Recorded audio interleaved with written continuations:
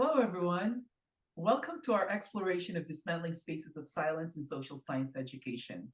My name is Eric B. Claraval, and I'm an associate professor at California State University, Sacramento. I am one of the co-editors of this book, and I would like to introduce to you my co-editor, Jessica Ferreira Stone. I'm excited to highlight the book that we were able to work on together along with many authors. I am an associate professor at Western Washington University. His poem, The Earth is Closing on Us, Mahmoud Darwish wrote of the profound struggle in identity and belonging within oppressive boundaries.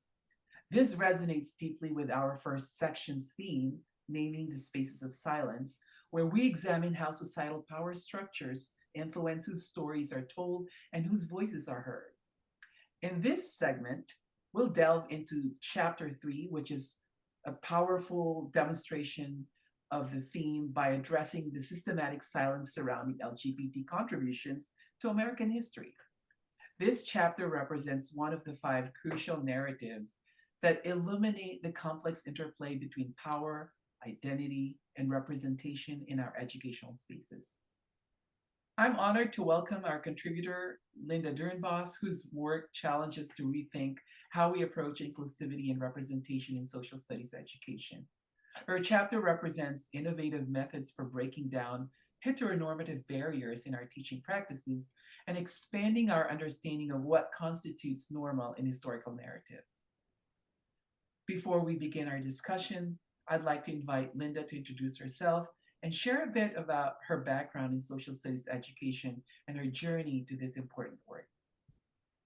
Hi, everybody. Thanks, Eric and Jessica, for this awesome opportunity to be a part of this project. As you mentioned, my name is Linda Dorenbos. I am an assistant professor of elementary social studies at Oakland University, which is in Rochester Hills, Michigan, about 30 miles north of Detroit. And I'm going to share how I came to this work and my positionality as part of my presentation. So I'm going to share my screen and get started. I am a white cisgender female who has been on a continual journey to discern how I've come to know and live in the world, to constantly be disrupting biases, assumptions, and actions that cause harm, and work with others to imagine and act on this better future. And this chapter is part of that journey. As I invite others through collective action to break the curricular silence of LGBTQ communities' contributions to U.S. history in the classroom. And I want you to notice that I'm specifically using the initials LBGTQ because I'm honoring the author, Michael Bronski, in his book, A Queer History in the United States for Young People. Those are the initials he uses, so that is what you hear him use too. In the chapter that I wrote, I share the why, the what, and the how I infused this book into my elementary social studies methods course as a way to speak loudly into the curricular silence that seeks to dehumanize people who look, live, or love differently than what is defined as normal, and tell the stories of how they have helped shape. And this work is really guided by Martel and Stevens' History for Justice, Thinking Like an Activist framework. And that framework has 3 core components. One is cultural preparation, where we're becoming aware of the oppressive powers structures, where cultural awareness, then we're developing that social, political consciousness that is needed to engage in this work. And then an analysis, recognizing that we have a capacity for social change. And those core components are really enacted through 3 pedagogical strategies. One is designing what's called social inquiries into how humans understand and interact in the world. Critical multiculturalism, where we're naming specifically and challenging those inequalities. And then studying the past so that we're better understand the present and act to shape that better future. And readers who are going to enter this chapter are going to be given an overview of the book and then a social inquiry that I wrote using the C3 framework to engage my students into analyzing how the LGBT community throughout history have individually and collectively sought to be seen, to be understood, and to be respected in a pluralistic democracy. And then the readers get a view into the content and pedagogical choices that my teacher candidates make as they design and peer teach a social inquiry to share the very distinct and important role that LGBTQ people played in American history. And there's a Google Drive with access to all the inquiries and the assignments and everything that the reader can access. And so the queer history book that we use, Queer History of the United States for Young People, is coupled with the Social Studies for a Better World by Rodriguez and Swalwell. And the queer history book, what I love about it is that it's divided into 7 distinct historical time periods of US history, starting in the 1500s and going to the early 2000s. And it's just full of rich short stories of individuals during these time periods. So we begin by using the social studies for a better world as a way to ground ourselves in the transformational potential of social studies and recognizing oppression and then affecting change to disrupt that. And then what I do is I model my social critical inquiry that I wrote, and I highlight the content and pedagogical choices I make afterwards. So I invite them into the compelling question, which Jessica said, or Eric said, what is normal? And then I put them into small groups, and they are given the primary source, which is a song that we listen to together. And in small groups, they try to make sense of the historical context through questions that I ask them. After we've analyzed the song and gotten more historical thinking done, we engage in a whole group discussion, and I guide that discussion using a thinking routine called Values, Identities, and Actions to make sense of the author's story within the larger US story and how political groups fought for social and political freedom of LGBTQ peoples. And then I end with them individually answering that and backing it up with evidence. Then what happens next, and this happens throughout the entire semester, this is not one, is that the students are split into groups, and they're each assigned one of the 7 historical time periods. Ahead of time, they read and respond to that section. Then they come together and choose one story from that section that they want to write their inquiry about and teach to their peers. And on the day that they teach the lesson, all of us honor the learning community by having read that particular story. They need to write the compelling question. They also need to do then a small group analysis of a primary source that brings into the historical context of which this person lived. And then, just like what I modeled, they utilize a thinking routine to lead the group in a whole group discussion, including a prompt that specifically connects the past to present day realities, and then pushes us to think as future teachers in the classroom, how is it shaping our hearts and our minds on how to be more inclusive in our elementary classrooms? And then they also have to create a summative test, learning how to make a claim and backing it up with evidence. Afterwards, we debrief, we give each other feedback and individual reflections. As I move forward in this work, I'm excited to be working with teachers and pre-service teachers and especially designing lessons that we can share with others to infuse LGBTQ stories into our state history and civic participation standards. Because I really strongly believe that classrooms have to be a space for studying the past, making sense of the present, and then building the imagination and capacity for building future movements that restore the faith that we have and love and want in democracy. So that's a brief overview, and I'm sure Eric and Jessica have some wonderful questions for me to respond to. Thank you, Linda, for that wonderful summary of the chapter that I encourage everyone to read if they've not already done so. We do have some questions for you, and I'd like to begin by asking you, could you share some specific examples of LGBTQ historical contributions that you found particularly effective in helping teacher candidates understand the importance of inclusive historical narratives? Yeah, that's a loaded question because with elementary education, it is something that is new to them, that they have a little bit of angst when thinking about it. But I really think that the entry point is that teaching history for justice, focusing on these are people that have played a significant role in our history, whose stories have totally not been in any textbook or in classrooms, but need to be because they are part of our history. So I think that really helps to think about it through the thinking like an activist framework. Like, we as teachers have huge power for what content we bring into the classrooms. And I always say with the standard is that there's a will, there's a way.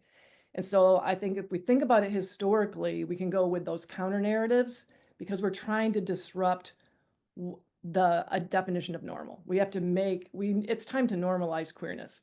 And I feel there are so many beautiful children's literature books out there now.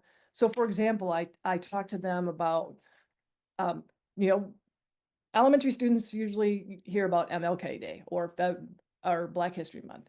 You could, in the story, there's a beautiful story of Bayard Rustin, and there's a kid's book that could be brought in and age appropriately talked about how Bayard Rustin had a significant role in the civil rights movement. Or if you're doing something on poetry, you could bring in a book about Walt Whitman and talk through him. If we're talking about social issues and what we do about them, there's lovely books about Jane Addams, children's literature, and the contributions, what she did to empower people to work in the world to make it better. Or the Revolutionary War, which fifth grade often studies in US history. You could talk about the many, many people who cross-dressed or to get into it because they believe so much in justice. So I think that really is what I'm thinking about, is that those counter narratives are so powerful. And the minute you say children's literature, you can maybe grab an elementary pre-service teacher and get them excited about doing the work age appropriately. I really appreciate your contextualizing it, that this work is done in elementary schools, and it's not a pattern that we have to break when we don't talk about it in elementary school and then start to introduce it when they're ready. Because these narratives happen throughout history. They're not this standalone, all those examples that you cited, it's not the standalone unit, it fits within our curriculum. I really appreciate your response there. I do have another question for you. Your chapter describes how teacher candidates create their own lessons. Could you walk us through this process? For example, what strategies have you found most successful in helping them move beyond the traditional heteronormative narratives? That's another loaded question, right? And also, again, that what I said about the thinking like an activist framework is that they see history as alive. History is not something that happened way in the past. It's happening, it's unfolding in front of us. And wow, what a good time to be talking about LGBTQ contributions and their history and their importance, correct? And pedagogically, I think the end is the inquiries. It's a specific strategy that we're teaching anyway. Our state, we have to teach the C framework as part of the standards. And the two things that I thought have been particularly helpful is to really narrow it down. There's two main events. You come up with a primary source of their learning. How do I find primary sources? So that you're just not taking an individual story out of context. All of these took place at a particular time in a particular period within a larger story. And so that makes them think a little bit larger about the individual story.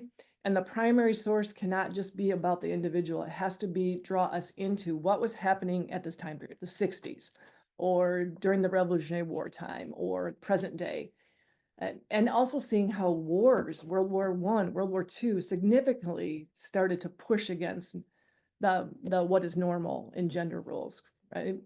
And so the primary source analysis gets them into the Library of Congress, the National Archives. We spend a lot of time, how do we get people to analyze these images and looking at protocols for that. And then also the whole group discussion. I like to use Harvard Project Zero and find a thinking routine that fits and then specialize it to your chapter with a real push of they like to keep it in the past. I like to say, okay, but how does that make us better understand today? And how is it shaping our hearts and minds? We're not going to bring this book into the classroom, but it's shaping how we think about what we can and should bring into the classroom. And as I said before, it helps them, the historical thinking gets them going beyond going, oh, this just makes me so mad. How come I didn't know this? I hear that all the time. And they're like, well, let's start to put this into historical context. Why haven't you been told this? And I always say, I'm going to live a really long time so that I can teach your kids that you have in your classroom. And so that I don't hear them say, how come I don't know this? They're going to know it. So I hope that helps. The counter narratives with the content and the pedagogy of primary source analysis. And the other thing I want to give advice for teacher educators, because this chapter is really, that's the audience, is I have found that when you give them time in class to plan together, it's so much richer than when you have them try to go off on their own and do it. And last semester, I had the best inquiries that I've ever had because we took that time to really specifically help each other, talk through problems. And so that would be another good advice, is work on it together to plan your peer teaching lessons. What great advice, Linda. And I just want to tell you, I'm excited to teach the next generation of kids because I'm also tired of students saying, I wasn't taught this and I never thought of it that way. So I want to live long enough to see that come full circle as well. Thank you for your attention there. My next question is, what are some of the challenges that teacher candidates typically encounter when trying to incorporate LGBTQ history into their lesson plans? And how do you help them navigate these challenges? I think part of the challenge is for them to first engage in it themselves. It's been intriguing how this unfolds every semester. And I think that them getting comfortable and peer teaching is a good way to get them. But we all know the political climate right now.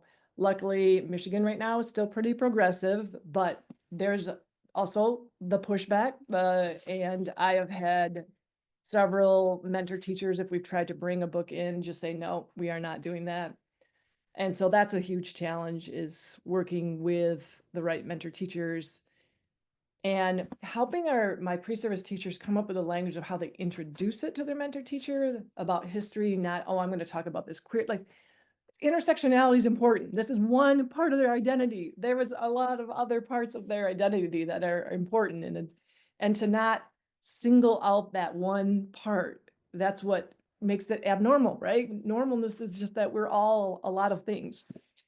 I think that's huge. So it's fear that they don't know the content, fear that they don't know how to age appropriately do it, and fear of the cultural climate.